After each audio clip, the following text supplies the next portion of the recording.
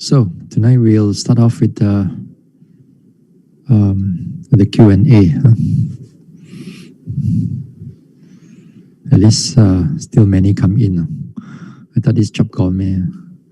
Maybe some of you disappear. Maybe, don't know. Throw oranges maybe? Oh, anyway, for those who from overseas, you do not know what's the meaning of throwing oranges. Well, go and check up in the Google for on the 15th night on the Chinese New Year. Anyway, let's just start with the Q&A. Okay, now I screen share for the first one.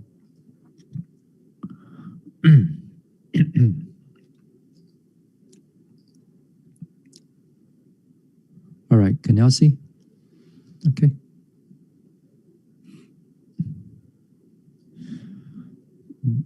Question 1. Can Bhante please elaborate what it means by liberation by mind and liberation by wisdom, which Bhante mentioned a few weeks ago? Okay, this is from Beng Chung in Subang Jaya. Liberation by mind and liberation by wisdom. The Pali word is Citto Vimutti and Panya Vimutti. So I go to the next this one. Because tonight, I think it's going to be a bit more technical and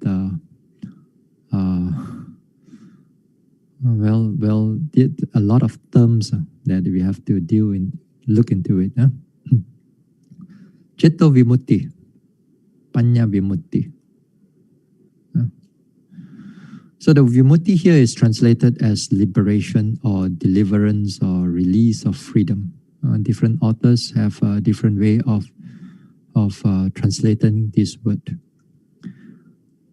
The day when we talk about the 3 gateway of liberation, then the Pali word is Vimokha, which also synonymous to Vimutti. Here in the Vimutti part, there are supramundane and also there are mundane. Now, supramundane here means for the part where one attains the fruit of arahantship. So Panya Vimutti, then the suttas direct it to the knowledge or wisdom of the fruit of arahant. Whereas the Citto Vimutti, you have a concentration part on the path and fruit of the arahant. Concentration part. The first one, the Panya, is the wisdom part. So this part here, it cannot be separated because when they arise together. And this Panya and Citto Vimutti when it comes to the fruition of an arahant. And then there are also other names for or connected with this Citto Vimutti. Then you have Akupa Citto Vimutti. For many times the Buddha used the word unshakable deliverance of the mind. That is arahantship. Then another time you use the word Animita Citto Vimutti, markless or signless liberation of the mind. Now here there's a part here. Then bhikkhus. Wait, now I'll move my this one up. Then bhikkhus, I can't see. Wait, hold on. Okay. Then a bhikkhu might say thus: I have developed and cultivated the markless liberation of mind, made it my vehicle and basis, carried it out, consolidated it, and properly undertaken it. Yet my consciousness still follows after marks. He should be told, not so, do not speak thus, do not misrepresent the Blessed One, for it is not good to misrepresent the Blessed One. The Blessed One will certainly not speak in such a way. It is impossible and inconceivable, friend, that one might develop and cultivate the markless liberation of the mind. Make it one's vehicle and basis, carry it out, consolidate it, and properly undertake it. Yet one's consciousness could still follow after marks. There is no such possibility. For this, friend, it is the escape from all marks, namely the markless liberation of the mind. Sometimes some authors translate it as signless liberation of the mind. That again, we use the word signless liberation when we talk about the three gateway of liberation. Then that type of liberation is looking at it from another perspective, and this one looking from it from a slightly another perspective. So this part is on the supramundane part. Then we have the mundane part. Now the mundane part here is the mundane part here is the temporarily liberated from mental defilements.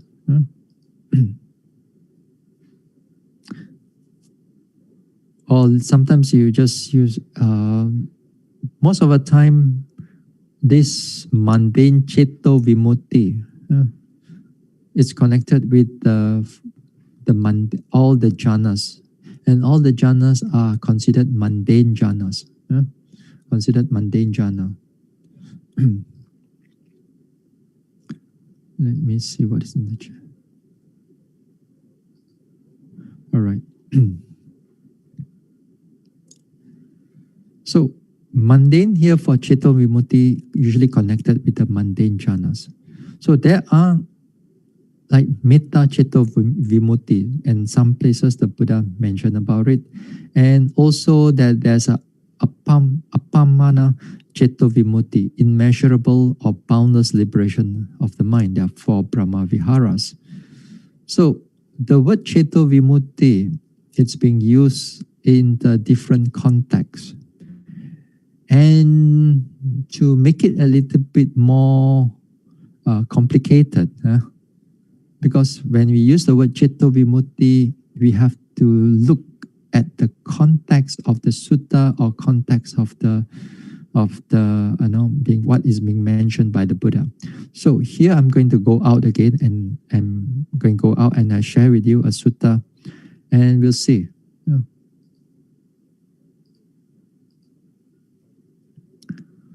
Go out again. Okay, where's my...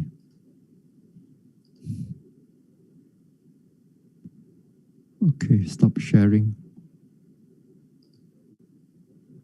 Okay.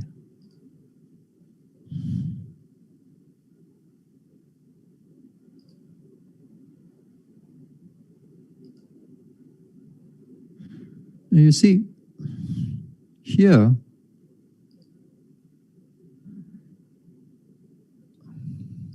can you all see?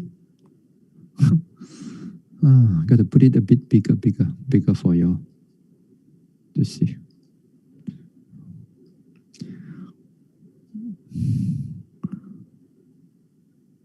Here is in the just now Majjhima Nikaya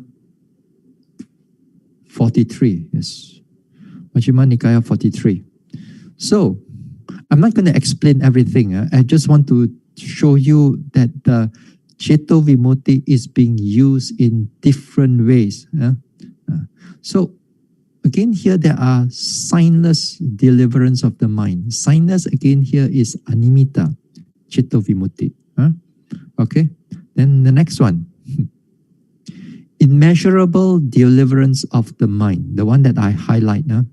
Immeasurable deliverance of the mind. That means it's Appamana Cheto Vimutti.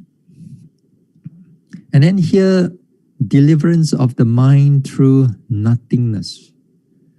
What is that? Akinchana Cheto Vimutti. Then you have deliverance of the mind through voidness. Sunyata Cheto Vimutti. Then there's another one slightly earlier on. That Then there's another one. Attainment of the neither painful nor pleasant deliverance of the mind. Then this is Adukkha Masuka Cheto Vimutti. Just to make, since you asked this question, we want to connect it to how is it being used, and there are different meaning for it. So this word Cheto Vimutti, it's a lot of it. So I go out from this. So this one is, if you want to read further, which is also interesting. Oh, this one, yes, this one. Let me go a little bit earlier on. This is yesterday or 2 days ago. I talked about something. Let me see. I think it's somewhere here. Yes, it is here. Can you see right view? Okay. Friend, how many conditions are there for the arising of right view? Friends, there are 2 conditions for the arising of right view: the voice of another and wise attention. This is where I get it from, So these are the 2 conditions for the arising of right view. So this is also a quite interesting sutta if you want to read about it. So here, when it says that voice of another, that means somebody is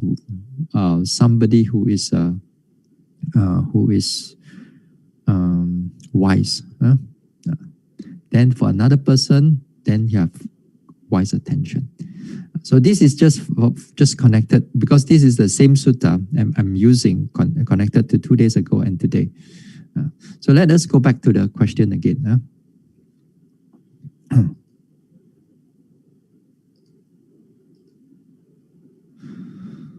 So,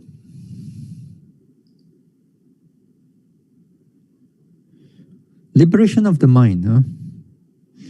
So this is the liberation of the mind. Whereas Panya Vimutti, so the word here again, Panya Vimutti here, when I was looking at it, they don't have things connected with the mundane. Everything is supramundane. Okay. Now, so this is the question here. The next one. Next question. So because this one is terms. Terms sometimes a bit. I'm not very good at this type of terms. Sometimes also, because terms they're using a lot of Pali, and sometimes Pali you must know its root word then to derive its meaning, and sometimes the term can be connected with so many things.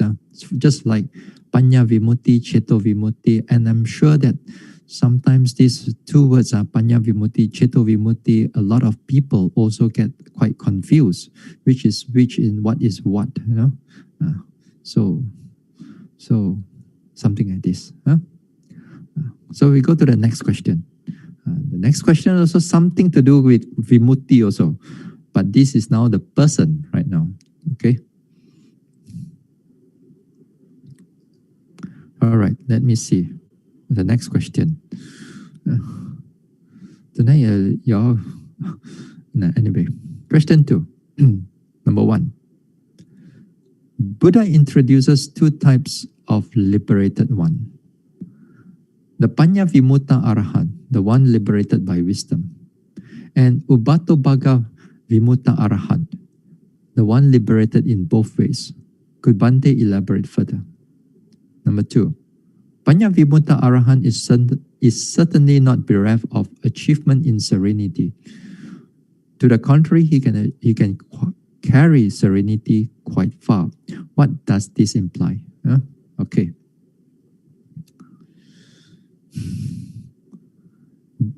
In the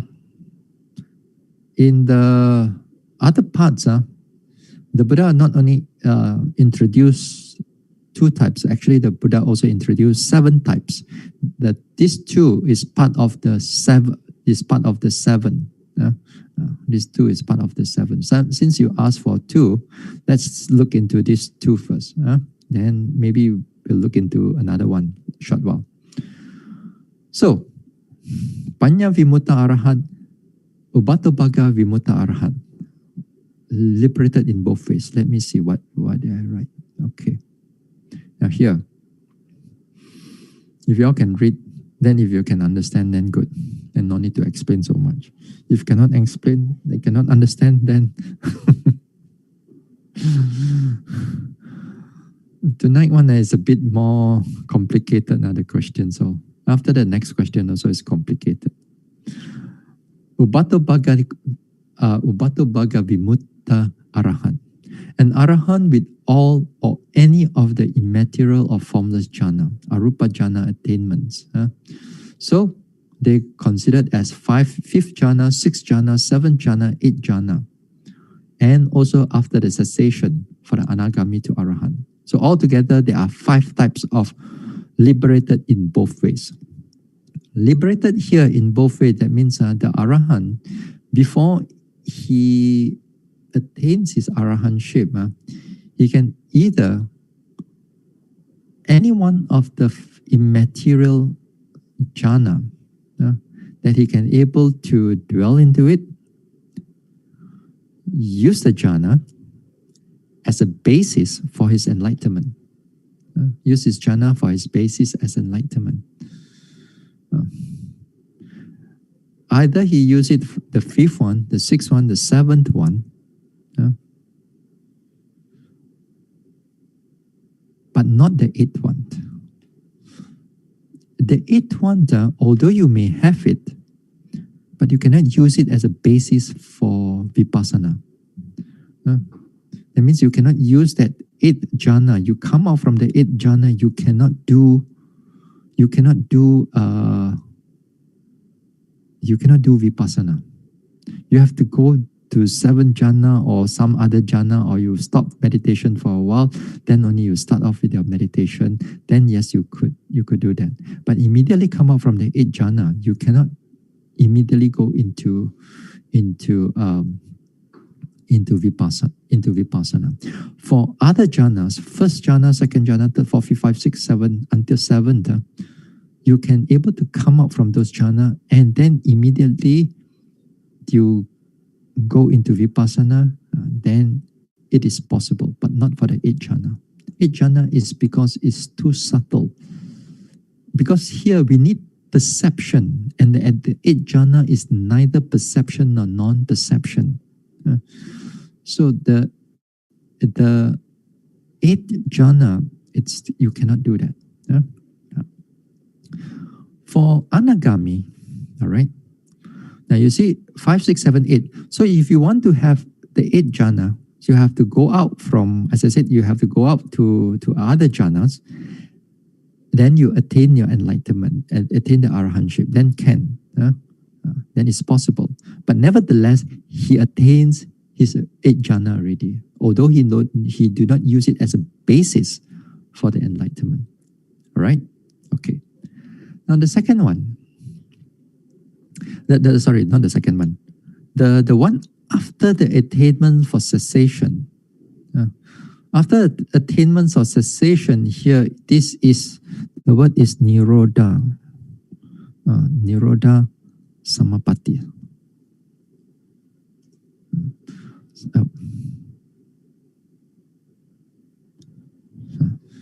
This one that day we talk about the word nirodha samapatti. That means here I just go through a little bit now. Here, when anagami wants to go into arahanship, what he can do is that he attains the 8th jhana, then he goes into nirodha samapatti. When he goes into nirodha samapatti, he makes adhitthana to stay how the duration he wants to go in. And also he make adhitthana about a few duties that if there's anything, he will come out from it. Now in the nirodha samapatti, then the anagami is totally have zero verbal formation. That means you cannot form any words, any speech. There's no bodily formation, kaya sankara. There's no kaya sankara. And then there is also no mental formation. Mano sankara or chitta sankara, all this one do not have. That means body, speech, and mental formation is totally zero. There's no breathing, but the vital, according to the Sariputta or the Buddha, the vital life he's still able to maintain, to live, but he has no breathing. Then he says that, how do you compare with a dead person and this person in Nirodha Samapatti? The dead person, of course, although he didn't breathe and everything is dead. There's no mental formation, verbal formation, or bodily formation. And also that in Nirodha Samapatti, all these three formations also you don't have, but there is still life force that's still maintain the body. And the body can able to maintain up to 7 days in this Nirodha Samapatti. You can maintain up to 7 days. You cannot go more than 7 days, because accordingly, in more than 7 days, the body cannot support anymore. So it only support up to 7 days.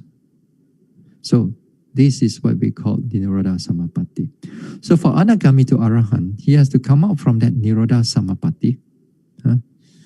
You have to come out from Nirodha Samapatti, and then that time the mind is clear, the mind is alert, the mind is powerful, and then he used that alertness, look into the anicca, dukkha, anatta, then he attains his arahantship. So there are 5 types of this liberated in both ways. Panya Vimutta Arahant. Just like earlier on is Panya Vimutti. Panya Vimutti here is about Panya Vimutta here. It means for an Arahant with or without material form jhana, or Rupa jhana. Here, the Panya Vimutta, they do not have the immaterial jhana. They do not have any of the immaterial jhanas. Immaterial jhana or formless jhana, just like liberated in both ways. 5, 6, 7, 8, if you go by the sutta way, the sutta, looking from the perspective of sutta, then there are 8 jhanas. The first 4 is called rupa jhana, and the 5, 6, 7, 8 is called arupa jhanas. So you have material jhana or form jhana, and you have immaterial jhana.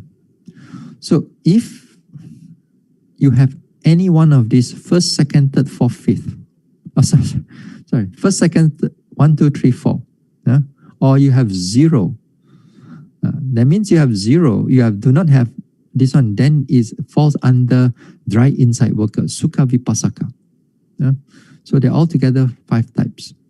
Now, Sukha Vipassaka is those like, for example, like those who are practicing only Vipassana only. They do not have any form of jhana in their practice.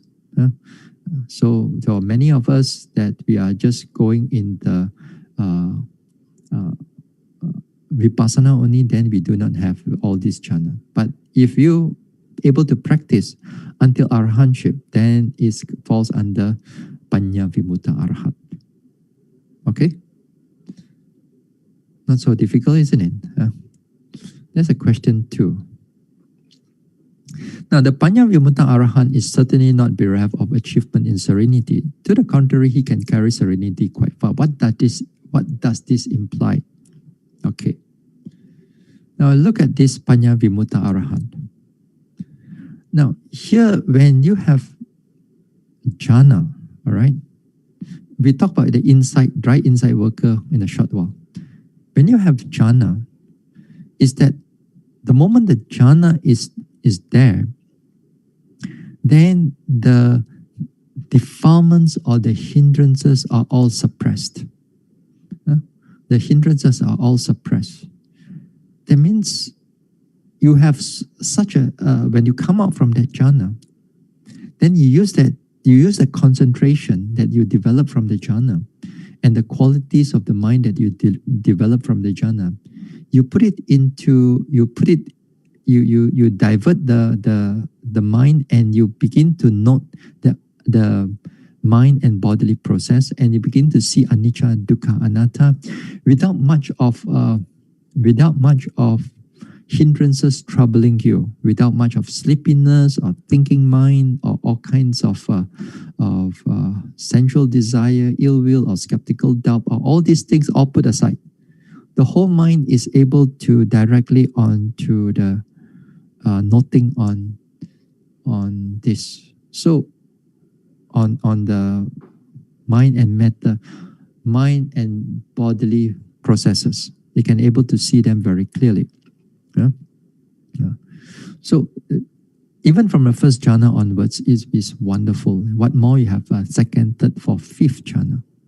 Okay, that is good. Now for the dry insight worker, the sukha vipassaka, that means you do not have any jhana. But doesn't mean that you do not have any tranquility meditation. You know? That means doesn't mean that you don't have any samatha meditation. Even you start off with the rising and falling. Let's say for those who are just practicing this rising and falling and walking meditation and daily activities, especially the Mahasi method. When you do that, that is called a dry insight worker. Even with that, in the beginning part of the meditation, you also will achieve some degree of tranquility and concentration. Without this tranquility and concentration, then the mind is dispersed, and there's a lot of restless mind, a lot of thinking, a lot of sensual thoughts, ill will, skeptical doubt, everything. You still will have that. You have a lot of it if you do not have any serenity or concentration or tranquility of concentration. So while you are taking up this rising, falling, or even in breath, out breath, when you take up this part, before you reach to the first path, there will be times that your mind is free from all these hindrances. It's free from these hindrances for a short period of time. That short period of time, when it's clear, you put your attention and everything into noting the arising and passing away, or rising, falling, and the changing, and so on. Then you begin to see the true nature of things as they are. But then it does not last. Then the sleepiness comes in, thinking comes in, and all these hindrances come in again. And then you deal with them. After that, they are cleared again. Then after that, you can meditate. And then after those things come back again, then they disappear, you can meditate. Then you kind of like to and fro, to and fro. Whereas the one with the jhana, they don't have to go to and fro, because the earlier part, the jhana has cleared the defilements away. They cleared the defilements away. Then they don't have to deal with all this one. Whereas for a sukha vipassaka, dry insight worker, you have to deal with a lot of it. So that's why we see in the beginning of, especially beginners yogi, when they begin to meditate, we find that they find that they are so difficult in just to maintain that 1 hour sitting. 1 hour walking also, the mind is so easily distracted. 1 hour sitting is distracted by all kinds of thinking, by this and that. So the mind cannot stay. So after you practicing for a while, when the insight slowly to begin to deepen, at that time your concentration, especially here the momentary concentration, and we will talk about this momentary concentration, Khanika Samadhi, when it comes into the right concentration and right effort and right mindfulness, on that part. So that this time that when the Khanika Samadhi or the momentary concentration becomes strong, then here that momentary concentration, they also, in the sense that they keep the hindrances aside. That's why when they keep the hindrances aside, you can able to see things as they really are. So with the hindrances around, you cannot able to do that. So, and also you will see that as the yogi develop further for this dry insight worker, as the yogi develop further into the meditation, then you find that at times within an hour walking or sitting, they don't find that there's much of thinking coming in. Sometimes, in fact, that there's hardly any thinking at all, or hardly any sleepiness at all during in that particular sitting. So that is wonderful. Even they do not have any jhana right in the beginning, samatha jhana. So it can go very far. So don't underestimate this dry insight worker. Then you may think that, oh, Bante, like that, must go and start off with the samatha meditation first. Then when it comes into vipassana, make my life easier. It's not so easy. Sometimes people thought that just go by this samatha meditation, and then you think that the hindrances, they just surrender themselves, and then they wait for you. Okay, let you go meditate samatha. No, they will come and haunt you too, whether you do whatever form of meditation. Nowadays, there are people who say that, oh, I can get this first jhana, second jhana within like 1 week, 2 weeks, 3 weeks, 4 weeks. I don't think that is. I mean, when I hear their report now, although I don't teach them, but when I hear their report and their description, I think that they're still very far away from jhana. A lot of calmness, a lot of tranquility, yes, but it could be a lot to do with this samatha upakilesa, when they are began to attach to this calmness and so on, thinking that these things are jhana. Whereas this is not. Jhana is still very far, still very deep somehow. It's more than just this calmness and this tranquility. More than that.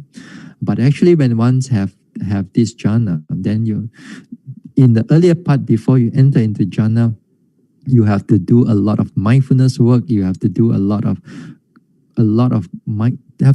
to do with mindfulness too. Because if you do not have mindfulness, your nimitta or your object of your meditation, samatha meditation, also cannot be very stable. So you need a lot of mindfulness. So in that sense, you have to clear a lot of your hindrances, even when you are in the developing of samatha. Even there are teachers who says that you want to develop samatha right into the first jhana. Well, it may take you a year or two or so. It's not as easy as you think it is. You know that the day we talk about entering into Nibbana, when we talk about the consciousness of path and friction, then they have before that is the change of lineage, adaptation knowledge, those type of consciousness that's running through. In jhana also, before you enter jhana, there's also a consciousness that's running through also. And then the sequence of the jhana and the sequence of magga and phala, they are different in a certain sense. Then when you know that they are different, then you also know that you also whether you have jhana or not, or magga phala or not, something like that.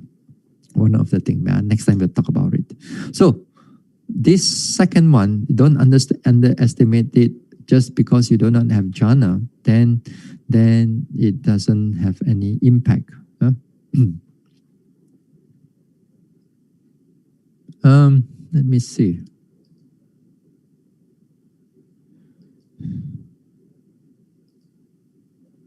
Where is this one? Oh. Okay, never mind. All right. Third question. Okay.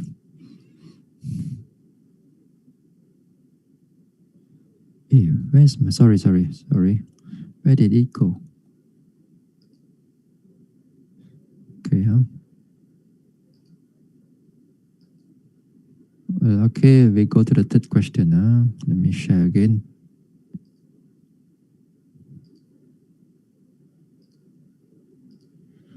All right. Can see? Okay. Question 3. This is from Brother Craig. Again, this is 5th jhana, 8th jhana. You see? Tonight's question is all somehow or another you have like a same mind, Although you all do not know each other, you're staying different places, and yet you have like a same frequency. The current topic of discussion in another chat group is on the jhanas. They do not call the 5th to 8th jhanas as jhanas, but ayatanas. Is there a difference between jhanas and ayatanas? Okay.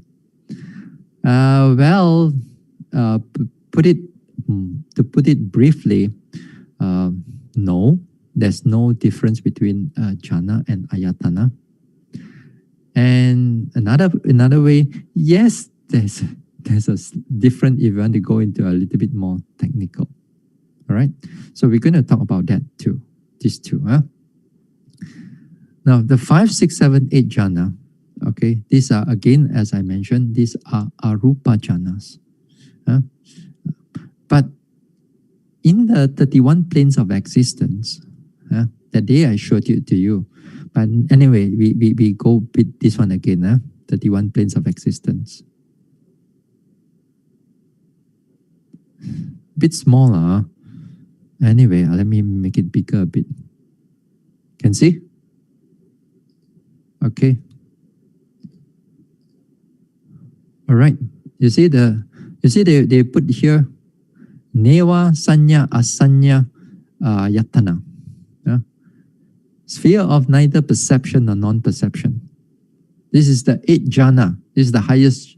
This is the highest realm. This is the highest realm of existence. Then you have, before that, you have a sphere of nothingness, sphere of infinite consciousness, sphere of infinite space.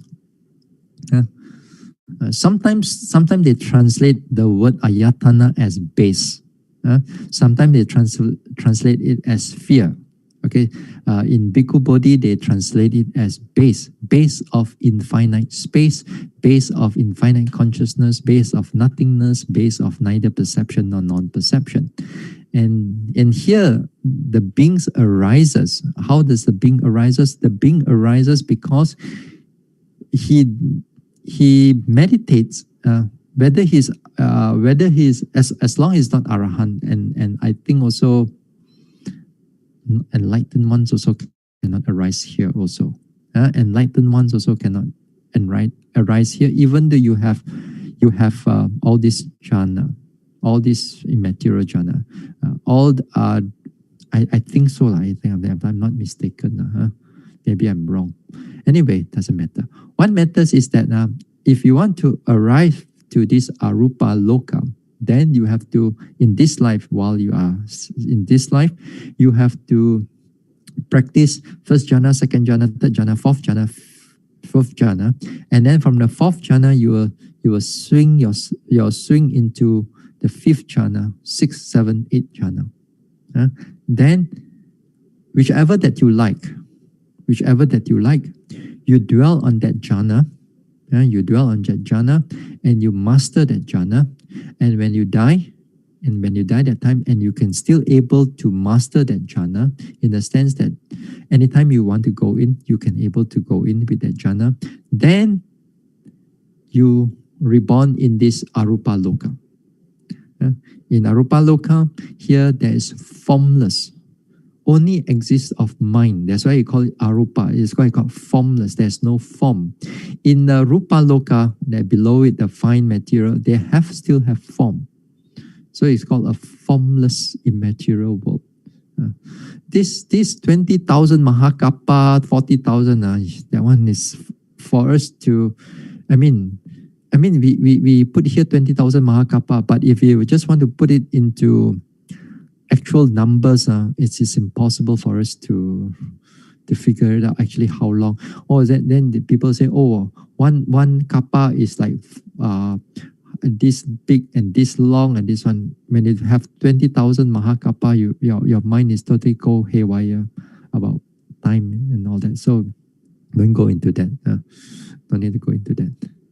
So here, I just want to here. So here in the realm of existence, they put here ayatana. All right. Now in the meditation, in the suttas also, the Buddha used also ayatana to describe the fifth jhana, sixth jhana, seven jhana, or eight jhana. Let's go into this one a little bit. All right. Now, jhana here, it means the consciousness. It means the consciousness. So, when you attain first jhana, second, third, fourth, fifth, sixth, seventh, eighth, then when you are absorbed into it, while you're absorbing into it, then this is where the jhana of the corresponding level arises. That means if you are in the first jhana, that means this is the first jhana consciousness arises. So this first jhana consciousness arises, then it still have form in that sense. Whereas when it comes to the fifth, sixth, seventh, eighth, we call it the base of infinite space because this is formless. The base is not, the dwelling is not in the form in that sense. So we call it a base right now. A base where the fifth jhana consciousness reside, or a base that the sixth jhana consciousness reside, or seventh jhana consciousness, or eighth jhana consciousness reside. So it's kind of like ayatana. When you use the word ayatana, it's more like a base. But the base is only consciousness only. There's no form, it's only consciousness only. So that's why when you say the base and the jhana, they can be the same. But when you look into it another way, then jhana, it's the consciousness that we describe that particular state of mind, whereas ayatana, we use it as like a base where how this jhana is there.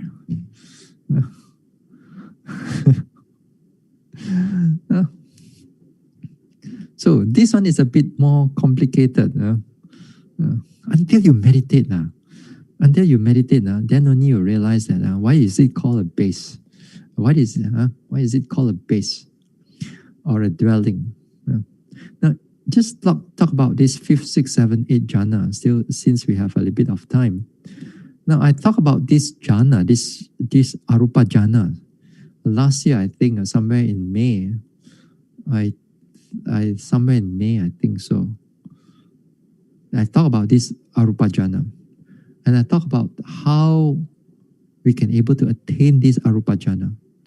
How we can do from 5, 6, 7, 8, or from 1, 2, 3, 4. From 4, how you go into 5, 6, 7, 8. Just to give you a brief outlook about this 5th jhana, 6th jhana, 7th jhana, 8th jhana, since we are here, Now, let's say you able to master your 4th jhana, that means your rupa jhana. You can able to master your 4th jhana. Let's say you take up anapanasati. You take up anapanasati, in breath, out breath. And then while you are at the 4th jhana, okay, you have the 4th jhana and your mind is dwell in it. All right. So you master this 4th jhana, then one day you decide that, okay, let's try for the 5th jhana, for the sphere of infinite space. Then what a yogi should do is that he has to come out from the 4th jhana. He emerged from the 4th jhana. And then when he emerged from the 4th jhana, of course, he feels the equanimity and the concentration is very clear. Breathing also become still very shallow. Sometimes it's not even there at all. Then he comes out from it. The nimitta, that means this is the conceptual mind-made in-breath, out-breath, or conceptual object of the anapana or adapana here. That means this is a created object. Before he goes into fourth jhana, earlier on, when he goes into fourth jhana, he must have this conceptual object become very clear.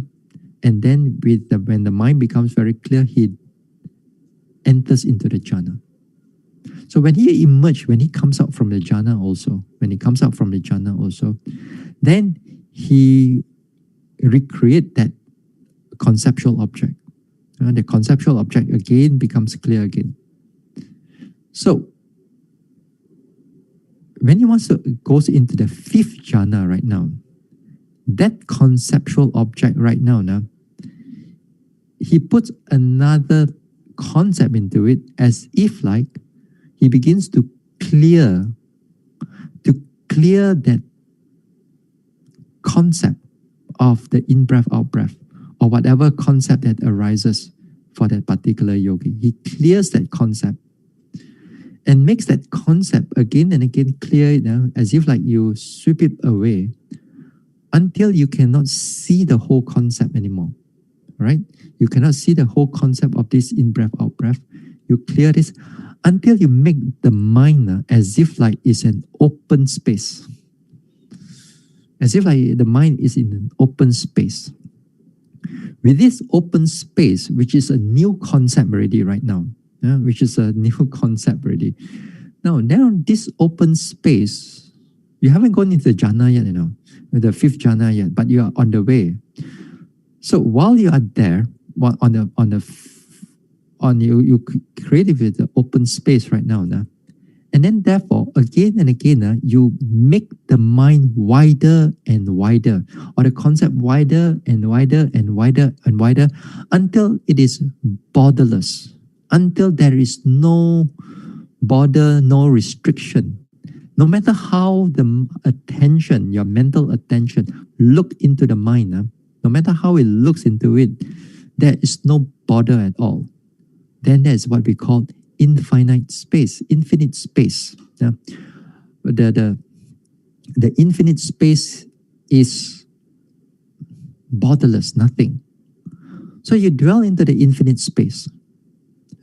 You dwell to the infinite space and you stay with it. You hold on to it.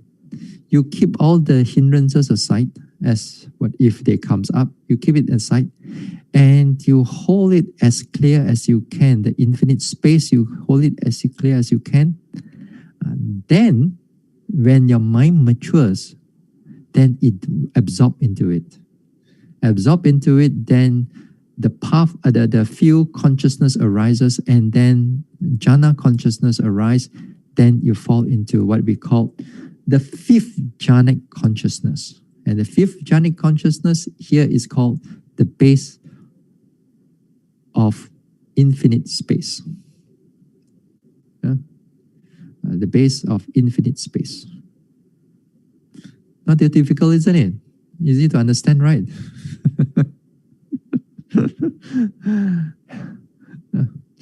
Since we are here, we talk about it a little bit, but it's interesting because these are the things that sometimes you don't get it. You don't get it in many of the books. Even you go through a lot of books, it's just only they tell you about first jhana, second jhana, third, fourth jhana, fifth jhana. But actually to do it, it's not that easy.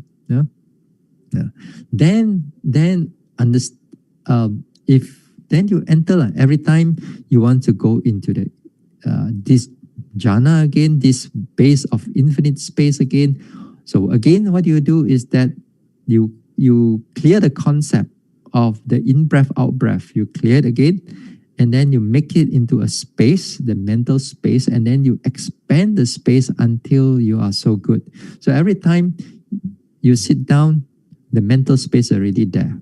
there for you, ready. And then when you're ready, you enter into the jhana. So that is called the base of infinite space. All right. Then you want to go into the infinite consciousness. So what do you do right this time? So let's say you master the fifth jhana, the base of infinite space. You master already. You enter out. Until some time you master that level. So after you master that level, you emerge out from it again. Now, in order for you to go up to the sixth jhana, so what a yogi should do, he should not enter the fifth jhana anymore. All right, he should not enter the fifth jhana of the base of infinite space. He should not enter it anymore. He should carry on observing in the sense of the infinite space. Now he's not in there, but when he comes out, the mind is still like having infinite space that is boundless and so on. Okay. Now with that, because he's master in infinite space. Now, in order for it to go higher, then another concept comes in. The concept here is that he has to clear the infinite space. That means he have to sweep them out again for this infinite space. And then just to see the mind as consciousness only. That means the mind is only a knowing only. Because somehow or another, when you clear the space, then you left the mind only. Yeah. To you, it's like, what I'm talking here is like, first of all, you clear it, you make the mind blank already. Now again, you want to make the mind blank some more. Yeah. You imagine the infinite space, and right now, if you can imagine the infinite space and then borderless, that means your mind is totally blank. Your mind is totally blank. There's not like imagination, there's a tree there or what. There's not. The space means the space is totally nothing. Zero. And then here you are, another concept comes in and clear that space away. And now only the knowing only. Now only the knowing only. Then once you are in that knowing, you must able to hold on to that knowing of the mind. And then again, here the knowing of the mind, you expand it in such a way that no matter how the attention goes to, you only sees the knowing mind only. And you sees this knowing mind, and again here it is infinite consciousness. Infinite. And then you hold on to that infinite consciousness, and then you absorb into the jhana. You absorb into the sixth jhana. Then after that, again the same process. You want to go to the seventh jhana. You come out from it. After you master the sixth jhana, you come out from it. And then again, doing the same thing, your mind is already knowing only. And then somehow or another, you have to clear the knowing. And then you clear the knowing, then it becomes nothing. It becomes nothing. So what's the difference between nothing in the space, nothing in the consciousness, and nothing in the nothingness? Other words, your concentration must be absolutely sharp and powerful. Not only your concentration, your wisdom factor must be sharp and powerful. That means you can able to differentiate a space and an infinite space and infinite consciousness and a nothingness. It's all blank, and more blank.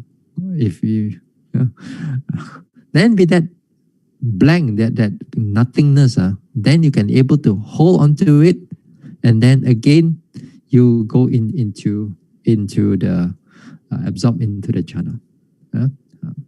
Now, and then you master again. Now, when it comes into the neither perception or non-perception, this one is a bit tricky already. When you come out from it, again the same thing, you clear away the nothingness. Already mind is already nothing already, you clear it some more. you clear it some more, then until your mind, when you call it perception of non-perception, that means the knowing part or the perceptive part, it becomes so weak right now. Somehow or another, you are not sure whether you are still there or not there. And the mind is go down in such a weak form, but the wisdom and effort and everything is still very much in balance. Very much in balance. It's just that the perception is such a weak form that it's called, neither perception nor non-perception there.